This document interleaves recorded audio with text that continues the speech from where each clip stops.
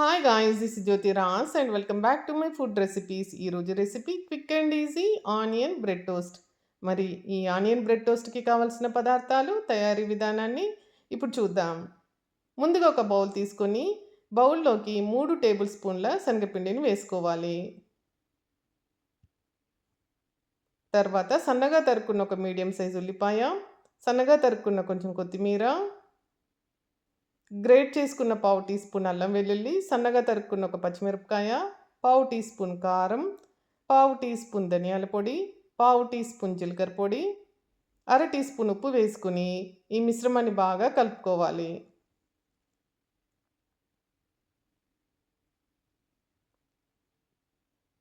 తర్వాత ఒక చిన్న గ్లాస్తో నీటిని తీసుకుని నీటిని కొద్ది కొద్దిగా పోస్తూ లంప్స్ లేకుండా బ్యాటర్ని తయారు చేసుకోవాలి. 3 టేబుల్ స్పూన్ల శనగపిండికి చిన్న గ్లాస్ నీళ్లు సరిపోతాయి. బ్యాటర్ ఈ విధంగా ఉంటే సరిపోతుంది. ఇప్పుడు దీన్ని పక్కన పెట్టుకొని 3 బ్రెడ్ స్లైసెస్ తీసుకొని మనకు నచ్చిన రీతిలో కట్ చేసుకోవాలి. తర్వాత స్టవ్ ఆన్ చేసి స్టవ్ మీద ప్యాన్ పెట్టి ప్యాన్ కొద్దిగా వేడెక్కినాక హాఫ్ టేబుల్ స్పూన్ నూనె వేసుకుని నూనె కొద్దిగా వేడెక్కినాక ఒక్కొక్క బ్రెడ్ పీస్ని తీసుకుంటూ బ్యాటర్లో డిప్ చేసి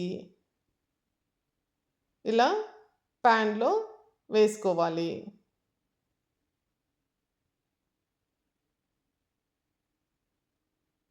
అవసరమైతే మరికొద్ది నూనెను వేసుకోవాలి.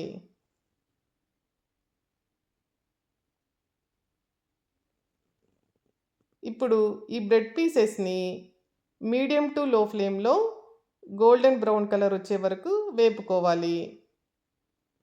ఒక సైడ్ ఇలా కలర్ మారిన తర్వాత వాటిని మరొక సైడ్కి తిప్పుకొని గోల్డెన్ బ్రౌన్ కలర్ వచ్చే వరకు వేపుకోవాలి.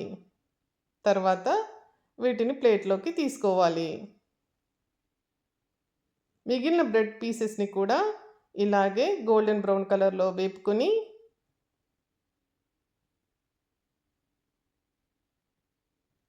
సర్వింగ్ ట్రేలోకి తీసుకొని ఇలా ఆనియన్ కొత్తిమీరతో గార్నిష్ చేసుకోవాలి.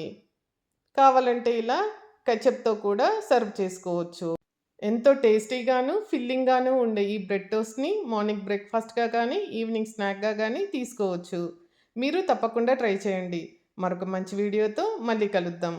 Until then see you.